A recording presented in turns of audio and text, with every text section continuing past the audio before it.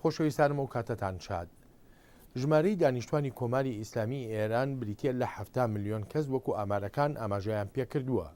لەم 7 ملیۆن کەسە نزیکەی نیوەی دەکرێت بگوترێ خانمانن، بەڵام خانمان لە کۆماری ئیسلامی ئێراندا توانای بەشداریکردنیان نییە وەکو کاندید لە هەڵبژاردنەکانی سەرۆکایەتی ئێراندا. ئایا دەبێت چ ڕۆڵێکیان هەبێ بۆ دەنگدان لەو هەڵبژاردنانەدا ئەگەر هاتوو ئەو ڕۆڵەیان هەبێ. ڕۆژی چواردەی ئەم مانگە کاتی ئێرانیەکان دەچنە سەر سندوقەکانی دەنگدان دەبێ یەکێ لەو 8 کاندیدە پیاوە هەڵبژێرن کە تەنها یەکێکیان نەبێ ئەوانی تریان لەسەر و 50 ساڵیەوەن. ئەنجومەنی نیگەبانی ئێران مانگی ڕابردوو فەرمانیدا خانمان ناتوانن ببنە سەرۆک هەرچەندە 30 ژن هەوڵیاندا ببنە کاندید.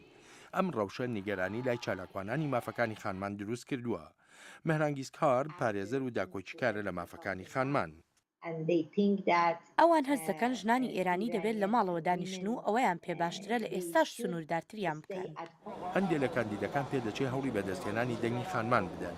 محەممەد ڕەزا عارف وەک ڕێبەرێکی ڕیفۆرمخوازان دەبینرا کاتێک خۆی ناونووس کرد و هاوسەرەکەی لەگەڵ بوو. ئەم هەنگاوە دەست بەجێ بە تورکیا بەراورد کرا.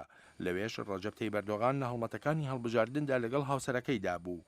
توندڕەوانی ئێرانی ناڕەزا بوون بەرامبەر ئەو جۆرە دەرکەوتنانە و بە ڕەفتاری ڕۆژاوایی ناودێریان کرد. بەڵام هەندێک لە کاندیدە کۆنەپارێزەکانیش هەمان هەنگاویان ناوە وەک مەحموودی ئەحمەدی نەژاد کە کاتێک کاندیدی سەرۆکایەتی بوو. خانمکار دەڵێت ئەوە مانایەکی ئەوتۆی نییە. کاتێک دەبینیت ژنێک لە تەنیشتی هاوسەرەکەیەتی لە کاتی هەڵبژاردندا ئەمە وەکو پرۆپاگەندەیەک وایە بۆ پیاوەکان نەک بۆ ژنان. هەندێک لە شیکەرەوە دەڵێن توانایی ژنان بۆ کاریگەری لەسەر ئەنجامەکانی هەڵبژاردن جێی گومان نییە. و ئاماژە بە هەڵبژاردنەکەی ساڵی 1997 محەممەد خاتەمی دەکەن کاتێ پەنای بۆ خانمان و کەمایەتیەکان برد.